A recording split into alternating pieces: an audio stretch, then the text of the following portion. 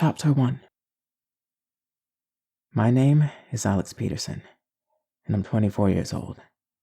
10 years ago, my life was turned upside down, and as for what's happened between then and now, well, I don't really know. Feels like my life has only just started, like everything before was just something I read out of a book once. It doesn't really feel like me. My life started just months ago when I woke up one morning, emerging from a shadowy spot on a building wall. Here's what I do know. My dad was killed, though I don't know who killed him. My mother was abducted by some faceless alien things, and I remember how she looked at me when she left. She said to me, "You always have a choice." I don't know why she said it, and I have no clue what she meant by it, but it's ironic, because I must be the only guy on the planet who doesn't have a choice. I have a scar on my right eye, one long line stretching from my forehead to my cheek. I don't know how I got it, but it's always there, looming over me, reminding me that choices are a privilege, a luxury. Not everybody gets them. So now what? Well, with my parents gone and my little problem, I've become homeless. I checked my old home. Someone else is living there now. So I took to wandering for a bit, looking for food I could steal when I got hungry. I try to keep away from society. I don't want to endanger anyone. So eventually, my wandering led me to the sullied streets of Neetro City. Sure, there are a lot of people here, but it's easy to keep away from them if you stick to back alleys, and there's always something to steal in a city. It's a fine line between keeping my distance so as not to endanger anyone, and keeping close enough to get the things I need to live. I met a girl here, Christine Summers. She's also a homeless burglar, and almost as complicated as I am. We get along, like, really well. It's kinda nice having her around, and I think I can keep her safe from my problem. It's easier when it's just one person I have to distance myself from when it happens. I can keep her safe. That's what I tell myself, at least. So, now you know where I'm at, and that brings us to the present. Christine and I are robbing a convenience store in the break of twilight. Christine only has one rule when it comes to burglary. Don't expose anything that can be tracked. She can be pretty paranoid, but we've never been caught, so maybe she's on something. We wore black sneakers, black sweatpants tucked into the sneakers, and black shirts tucked into the sweatpants. We also had hats to cover our hair and ears, sunglasses to cover our eyes, gloves to cover our hands, and masks to cover our mouths.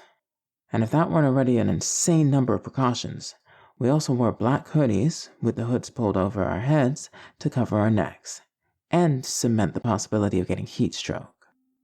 All that to prevent someone from finding a strand of hair or a fingerprint that could be linked to one of us. Like I said, she's paranoid. But who am I to judge? Hell, maybe I should be a little more paranoid. We also had backpacks, which we used to stash all our stolen stuff. Food, water, and anything else that might be useful out on the streets. "Come on, please," begged the store manager, intimidated by our appearance alone. "You're taking everything. I gotta eat. I got kids, a family." We responded with silence, which is Christine's rule number 1.5. Voices can be recognized, so don't say anything. Christine and I looked at each other and nodded, silently agreeing that we were finished here. We zipped up our bags, flung them onto our backs, and ran out the door. As we left, I heard the store manager yell, "Bastards! I hate this damn city!" We arrived moments later. Nothing special, it's literally just some back alley, but it's home for us. Christine took off her hood, hat, and sunglasses, revealing her brown eyes and curly ginger hair. Then she took off her mask and gloves and massaged her freckled olive-toned cheeks. I followed her lead, taking off my gear as well. We both threw our bags on the ground. "Well," I said, "I'd say we did pretty well today." "You're telling me," Christine responded, crouching and rummaging through the bags. "We should be stocked up on supplies for the next week or so." The guy in the store seemed pretty pissed, though. "Oh, boo-hoo," she scoffed. He'll probably just go home to a hot shower and a loving family anyway. We barely made a dent in his life, trust me. Catch. She threw me one of our freshly stolen candy bars from the bag. I fumbled slightly, but still managed to catch it without looking like a complete idiot, and I would have been happy to ignore that little fumble had Christine not been eyeing the whole thing. Almost, she said. If you dropped that Scar, I would have laughed my ass off. That's what I go by these days. Scar. Alex just doesn't feel right anymore.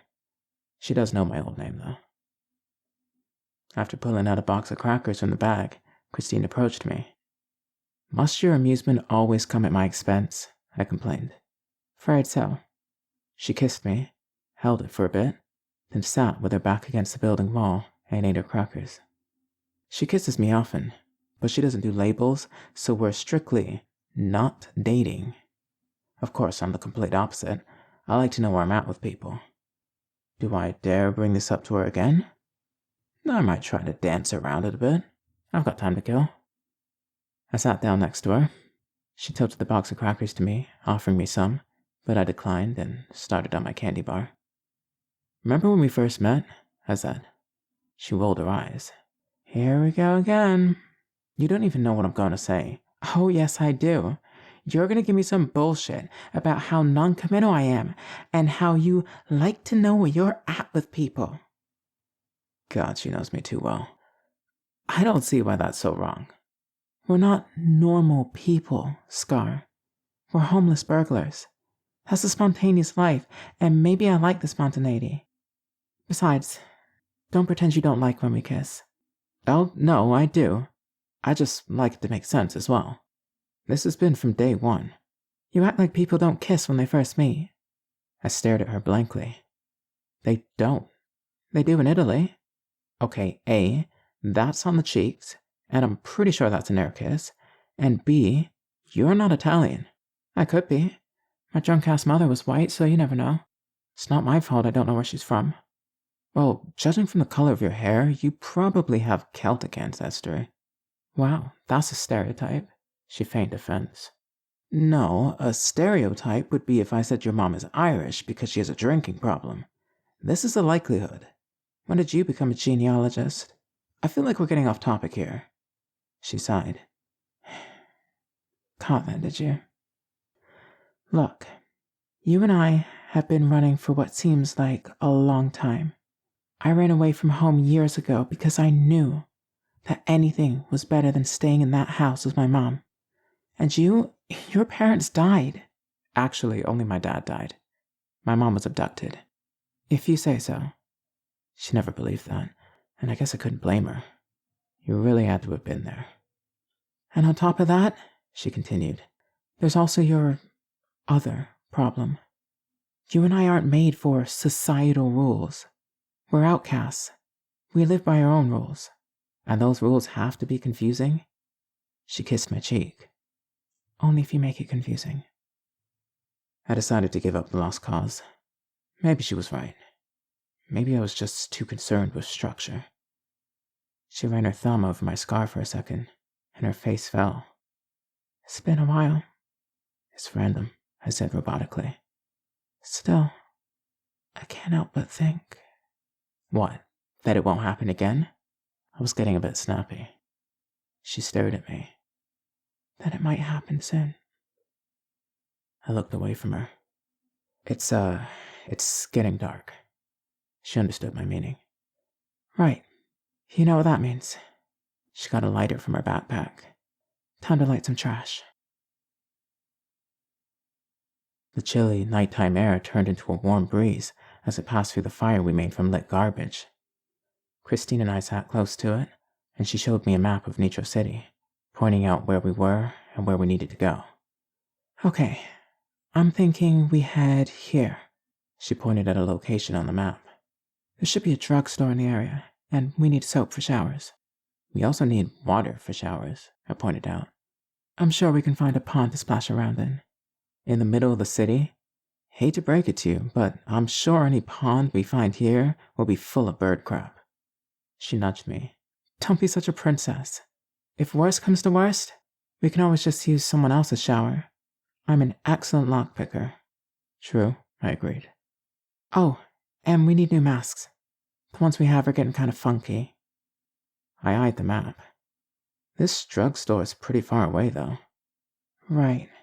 We'll have to relocate closer to the store. Easier escape route. Let's get some sleep tonight, and we'll start walking in the morning. Sounds like a plan. Christine folded up the map and returned it to her backpack. We sat in silence for a moment, the only sound being the crackling from the fire. Then I chuckled. What's so funny? Asked Christine. Nothing. It's just, we work so well together now. She grinned. Only because you listen to me now. And stop putting yourself in weird positions you know you can't handle. But hey, don't feel bad. The first time's always bad. It's great now. I'm talking about the day we met. What the hell are you talking about? The exact same thing. In a way I know will make you uncomfortable. She smiled. Wow. You can be a real dick sometimes. Only sometimes? I strive to be a dick all the time. 24/7. Grade A. Sounds cumbersome, I mumbled. Really though? The same frickin' store. You had to? I didn't know you'd be there. I've been wandering forever. I needed food. It was just the closest store around. You're just lucky we did run into each other. You were so green back then, you would have gotten caught in 48 seconds. Easily. 48 seconds? Really? That's unnecessarily specific. That's being generous. I should have called the cops on you myself. It was so pathetic. Well, I'm sorry. Not everyone can be the great and terrible dog burglar. I mocked her ridiculous self-appointed nickname. Hey, screw you. That's a wicked name. What even is a dog burglar? That's the point. It's unique. Everybody else is a cat burglar, and I wanted to be something different. And you picked dog burglar? That's not outside the box thinking, Christine. That's box adjacent thinking at best. She looked at me.